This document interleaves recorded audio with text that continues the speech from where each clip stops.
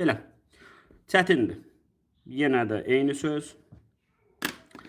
Bir müəllim şagird tərəfində durmalıdır. Yəni riyaziyyata qalsa, bizim riyaziyyatımız güclü də ola bilər, zəif də ola bilər. Biz öz qolumuzu şagirdlər üzərində gücümüzü göstərəsi deyilik. Bunu dimdə anlamalıdır. Dim deyəndə dimdə işləyən müəllimləri mən nəzərdə tuturam. O sualları orada seçən müəllimləri mən nəzərdə tuturam. Qoy qulaq asanda, kimsə baxanda və yaxud da ki, bir hissəsini kəsib paylaşarıq. Şagirdlərin yerinə özümüzü qoymaq lazımdır. Yəni ehtiyac yoxdur da, vallahi ehtiyac yoxdur. Billahi ehtiyac yoxdur. Yəni şagirdi, mənim bir şagirdim keçən imtahanda vardı. Mən o şagirdi dimin hissələrindən bir müəllimin yanına apararam. Deyərəm ki, buna riyaziyyatdan, proqramdan istədiyin sualı ver. Və o şagird, mən inanıram ki, bütün onun suallarına cavab verə biləcək savadı var. Çünki onunla mən 2 ildir məşğul oluram. Lövhəyə çıxardıram, istənilən sualı verirəm, o uşaq özü həll edir.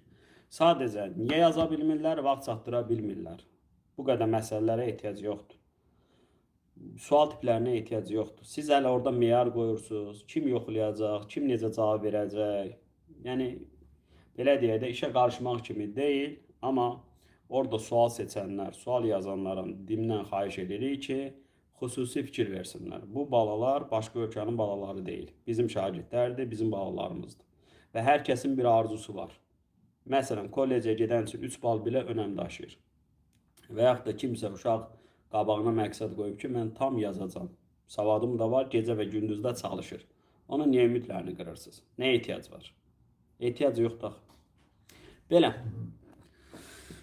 İndi suallarda nəsə xəta çıxar, onu mən deyə bilmərəm. Yəni, baxacağıq, analiz eləyəcəyik. Siz bilirsiniz ki, həmişə mən elə PDF əlimə keçən kimi izaha başlayıram.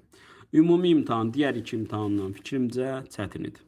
Yəni, mən qapalıları da müqayisə elədim. Elə ətraflı yazılı tələb olunan tapşırıqlar da pis deyil.